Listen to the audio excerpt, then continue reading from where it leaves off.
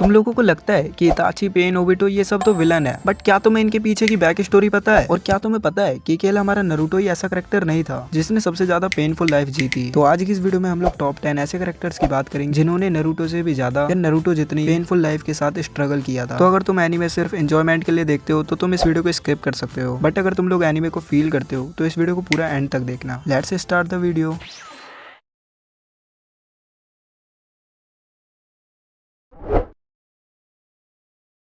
नेजी की कहानी किस्मत की उस कैद से शुरू होती है जिससे वो चाहकर भी आजाद नहीं हो सकता था। ह्यूगा क्लैन की ब्रांच फैमिली में पैदा होने का मतलब था अपनी पूरी जिंदगी मेन फैमिली की गुलामी करना। एक छोटे बच्चे के माथे पर कर्स मार्क लगा दिया गया जो जिंदगी भर उसको याद दिलाता रहा कि उसकी खुद की कोई औकात नहीं है। सबसे बड़ा ट्रॉमा उसे तब मिला जब उसने अपने पिता हिजाशी को अपने ही भाई याशी की जगह मरते हुए देखा। उस छोटी सी उम्र में नेजी ने मान लिया था कि डेस्टिनी पहले से तय होती है। हालांकि नारुतो ने उसकी सोच बदली, पर अपने दोस्तों और अपनी बहन हिनाटा को बचाने के लिए उसने निंजा वॉर में जो बलिदान दिया वो नारुतो एनीमे के सबसे दर्दनाक मोमेंट्स में से एक बन गया। सो यो गाइस, मेरा नाम है नैंडोवर्स एंड आज मैं आया हूँ नाइट वाई के चैनल पर।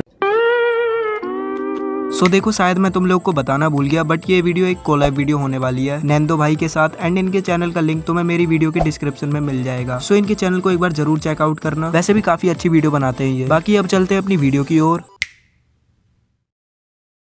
एंड इसी के साथ नंबर 2 पर आती है 106 वाली सुनाडे, जो दिखने में एक स्ट्रॉन्ग एंड फियरलेस सानिन लगती है, बट उसके अंदर सिर्फ खोखलापन ही भरा था। उसने अपनी जिंदगी में दोनों अपने खास लोगों को खोया है। पहले उसने अपना छोटा भाई नवाकी खोया, देन उसका बॉयफ्रेंड दान भी उसके बाहों में ही दम तोड़ देता है। उसके हाथ उसके बॉयफ्रेंड के खून से भरे थे, इसीलिए शिनोबी वर्ल्ड की बेस्ट मेडिकल निंजा भी हेमोफोबिया का शिकार हो जाती है। हेमोफोबिया वो बीमारी है जिसमें इंसान को खून से डर लगने लगता है। सालों तक वो इस दर्द से भागने के लिए गैम्बलिंग करती है एंड आखिरी में जिराया के रूप में उसे एक साथी मिला भी तो उसे भी डेस्टिनी उससे छीन लेती है। पकड़ मारो जो पकड़ भोसड़ी पकड़ ले पहन के लौड़े रुक तेरी बहन ले मादर।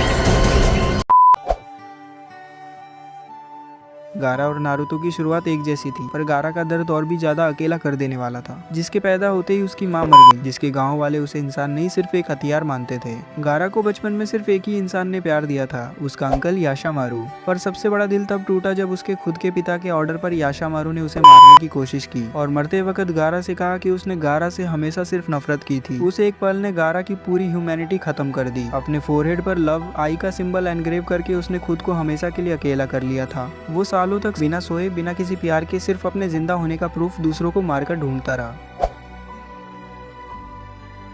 नेक्स्ट आते हैं छिछोरे बाबा, मेरा मतलब जिराया सेंसे। जिराया सेंसे को पूरी सीरीज में एक हंसमुख एंड परवी सेज दिखाया गया है, बट उन्होंने खुद ही अपने लास्ट टाइम पर अपनी जिंदगी को एक फेलियर की फिलोसफी बताया है, जहां पर वो अपने दोस्त ओरोचिमारू को भी विलेज पे ना ला पाया एंड ना ही सुनाडे को अपनी दिल की बात बता पाया एंड लास्ट में उससे ही ट्रेन हुए पेन यानी कि नागाटो ने ही उसकी जान ले ली। ओबिटो का कैरेक्टर एक डार्क मिरर है कि अगर नारुतो गलत रास्ते पर चला जाता तो कैसा होता। एक चीयरफुल बच्चा जो होकागे बनना चाहता था, जिसके लिए उसके दोस्त किसी भी रूल से बरकर थे। निंजा वॉर में अपनी आधी बॉडी एक पत्थर के नीचे क्रश होने के बाद उसने अपनी आखिरी उम्मीद रिन काकाशी को सौंप दी। पर मदारा के मैनिपुलेशन का खेल देखिए, ओबिटो ने अपने सामने अपने सबसे अच्छे दोस्त के हाथों अपनी सबसे प्यारी चीज रिन को मरते हुए देखा। उस पल में जो ओबिटो की चीख थी उसने उसके अंदर के पूरे इंसान को जलाकर राख कर दिया। इस दुनिया में अब सिर्फ नरक बचा है। ये लाइन ओबिटो के उस एक्सट्रीम मेंटल ट्रॉमा को दिखाती है जिसने एक मासूम बच्चे को दुनिया का सबसे बड़ा विलेन बना दिया। नागाटो की कहानी ने हमें बताया है कि जब किसी इंसान की सारी उम्मीदें छिन जाती हैं तो वो इंसान पेन का रूप ले लेता है। बचपन में वॉर जोन में पैदा होने के कारण अपने माँ बाप को खोने के बाद उसे याहिको एंड कोनन के रूप में अपनी फैमिली दोबारा से मिल गई थी, बट हांजो को ये बात नहीं पचती है एंड वो नागाटो के हाथों ही याहिको को मरवा देता है एंड उस दिन याहिको के साथ साथ नागाटो की भी मौत हो गई थी एंड उसी दिन जन्म लिया था पेन ने एंड उस दिन उसे ये समझ में आ गया था कि लोग जब तक सच्ची शांति नहीं समझेंगे जब तक उन्हें खुद पेन का एहसास नहीं हो जाता। उसका फिलोसफी ऑफ पेन सिर्फ एक विलन का डायलॉग नहीं बल्कि उसके दिल में सालों का छुपा हुआ दर्द था। सासुके की जिंदगी में एक रात ऐसी आई जिसने उसके पूरे वजूद को हमेशा के लिए बदल दिया। एक बच्चा जो अपने बड़े भाई इताची को अपना आइडल मानता था, उसने स्कूल से आकर देखा कि उसके पूरे क्लैन, उसके माँ बाप, सबको उसके ही भाई ने बेरहमी से काट दिया है। इताची ने उसे गेंजुत्सु में डालकर 518 400 बार अपने माँ बाप की मौत का सीन दिखाया। सासुके की पूरी लाइफ इस ट्रॉमा और हेट्रेड के आसपास घूमने लगी और जब उसने आखिरकार अपना बदला पूरा किया और इताची को मार दिया, तब उसे सच्चाई पता चली कि इताची ने ये सब गांव और खुद सासुके को बचाने के लिए किया था। वो दर्द इतना सफोकेटिंग था कि सासुके का रोना और अपनी मांगे के शारिंगन अवेकन करना एनीमे के सबसे चिलिंग मोमेंट्स में से एक है।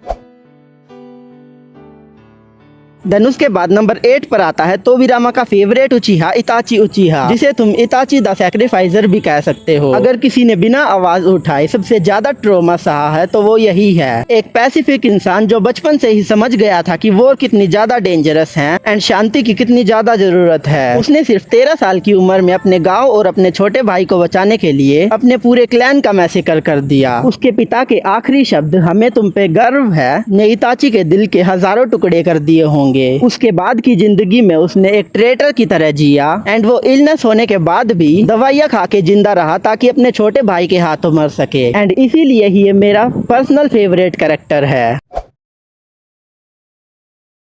काकाशी की जिंदगी एक ऐसी ट्रेजिक फिल्म की तरह है जहां एंड में सारे कैरेक्टर्स मर जाते हैं और सिर्फ मेन लीड जिंदा बच जाता है। बचपन में अपने रोल मॉडल पिता व्हाइट फैंग को सुसाइड करते देखा, फिर अपने सबसे क्लोज टीममेट ओबेटो को अपने सामने मरते देखा, अपने ही हाथों चिदोरी से उस लड़की को मारा जिसने उससे प्यार किया और आखिर में अपने सेंसेई मिनाटो को भी 9 टेल्स अटैक में खोया। काकाशी हमेशा अकेला रहा। रोज सुबह मेमोरियल स्टोन के सामने खड़े होकर उन लोगों को याद करना जो अब इस दुनिया में नहीं है, ये काकाशी का डेली रूटीन बन गया था। इतने सीवियर डिप्रेशन और ट्रॉमा के बाद भी उसने कभी अंधेरे का रास्ता नहीं चुना। ये उसकी सबसे बड़ी जीत थी। एंड फाइनली जिसके लिए आपने वीडियो यहाँ तक वॉच किया, नारुतो उजुमाकी। पैदा होते ही माँ बाप दोनों मर गए। उसके अंदर एक ऐसा डीमन सील था जिसके बारे में उसे सालों तक नहीं पता था, पर पूरा विलेज ही उसे उस दानव की तरह ही ट्रीट करता था। बचपन का वो सीन जब वो अकेला एक झूले पर बैठा रहता था एंड सभी गांव वाले उसको घूर कर जाते थे, वो एब्सोल्यूट इसोलेशन का एक परफेक्ट एग्जाम्पल है। उसकी जिंदगी में कोई नहीं था जो उसे सही गलत बता सके या उसे प्यार कर सके एंड जब आगे चल के उसे जिराया जैसा फादर फिगर मिला तो उसे भी ब्रूटली मार दिया गया। पर नारुतो का दर्द खास इसलिए था क्योंकि उसने इस नफरत को अपने अंदर जहर की तरह घुलने नहीं दिया, बल्कि अपने दुख को ताकत बनाया ताकि किसी और को वो दुख ना झेलना पड़े एंड इसी वजह से नारुतो को एक परफेक्ट मेन कैरेक्टर कहते हैं। सो फाइनली वीडियो को यहीं पर एंड करते हैं। होपफुली तुम लोग को वीडियो देखने में काफी ज्यादा मजा आया होगा एंड अगर ऐसी तुम्हें और भी काफी सारे वीडियो देखने हैं तो तुम इस वीडियो पे कमेंट करके मुझे टॉपिक सजेस्ट कर देना, क्योंकि मुझे टॉपिक ही नहीं मिलते हैं भाई वीडियो बनाने के लिए। बाकी काकाशी से रिलेटेड नैंदो भाई ने एक फुल वीडियो बनाकर अपने चैनल पे अपलोड कर दिया है, तुम भी उनके चैनल पे जाकर उस वीडियो को चेकआउट कर सकते हो। बाकी तुम्हें स्क्रीन पर 2 वीडियो देखने को मिल रही होंगी, किसी पर भी एक पे क्लिक कर दो। मैं मिलता हूँ तुम्हें उन्हीं वीडियो में, तब तक के लिए thanks for watching and bye bye.